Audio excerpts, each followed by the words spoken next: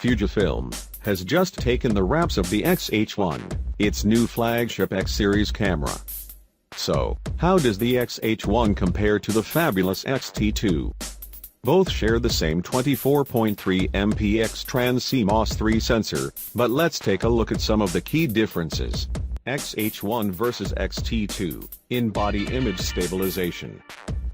While the X-T2 relies on specific lenses for image stabilization, the X-H1 for the first time in a X-series camera features in-body image stabilization that promises to offer up to an impressive 5.5 stop compensation. X-H1 vs X-T2, viewfinder and rear screen.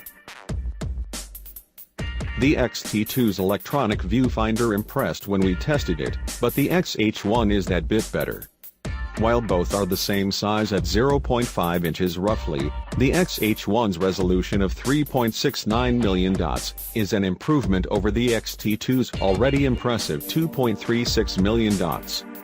Interestingly, the 0.75x magnification offered on the X-H1 is a slight regression on the X-T2's 0.77x magnification, but both have a display lag time of just 0.005 seconds and a refresh rate of 100 fps. The minor difference here is that the X-T2 achieves this frame rate in a boost mode and requires the VPD X-T2 battery grip, and would otherwise by running at 60 fps. Both sport a 3.0-inch, 1.04 million dot rear display with a clever 3-directional tilting mechanism, but the X-H1 has the advantage of a touchscreen interface. X-H1 vs X-T2, build quality.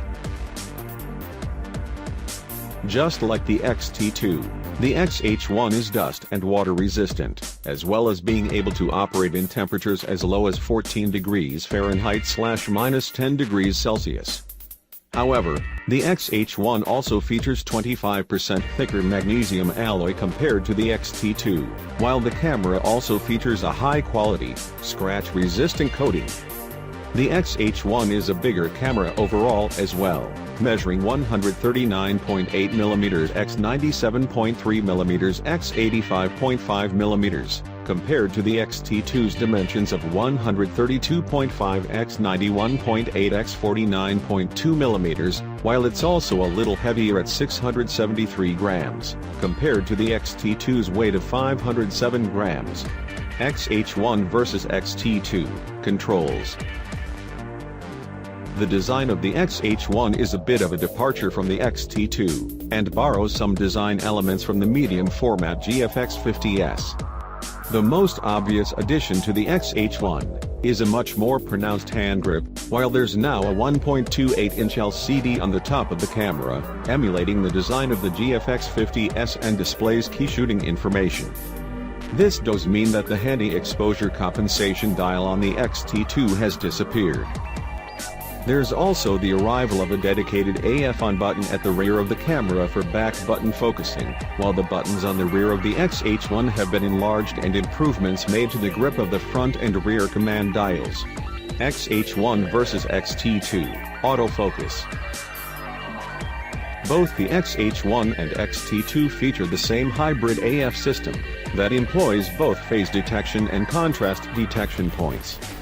This sees up to 169 phase detect points arranged in a large square formation 13x13 in the center of the frame, that's supplemented by 2 grids of 6x13 contrast detect points either side, to deliver a total of 325 focusing points across a large area of the frame. With the X-H1 though, Fujifilm has improved the AF algorithms.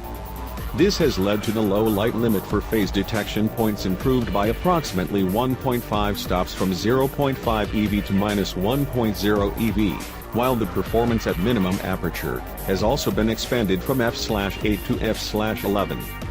For instance, phase detection AF can now be used when using the XF100-400mm f/4.5-5.6 RLM OIS WR with the XF2 XTC WR teleconverter.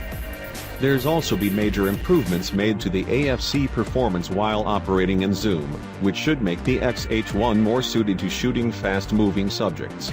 XH1 vs XT2 Video.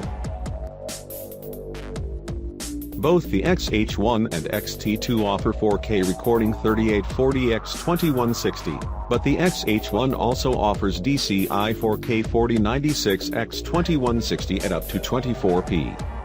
The XH1 also has the edge when capturing full HD footage, capable of shooting at up to 120p, compared to the XT2's 60p. Fujifilm's also doubled the bitrate on the XH1, increasing it from the XT2's 100 Mbps to 200 Mbps, while it also offers a 400% dynamic range setting, and a turn of film simulation mode that simulates cinematic film, creating understated colors and rich shadow tones according to Fujifilm. XH1 vs XT2, Burst Shooting Speed. While you'd expect the XH1 to have an advantage here, they're both the same, with a top burst shooting speed of 14 fps, dipping to 8 fps should up for the mechanical shutter. Both see a boost in performance if you attach their respective battery grips, with both the XH1 and XT2 capable of shooting at 11 fps with the mechanical shutter activated. There's no performance gain if you use the electronic shutter. XH1 vs XT2 Battery.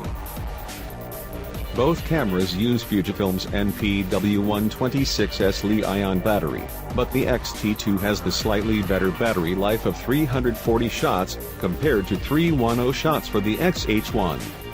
This can be attributed to a number of things, but perhaps the larger viewfinder and in-body stabilization are going to drain the power of the XH1 a little more.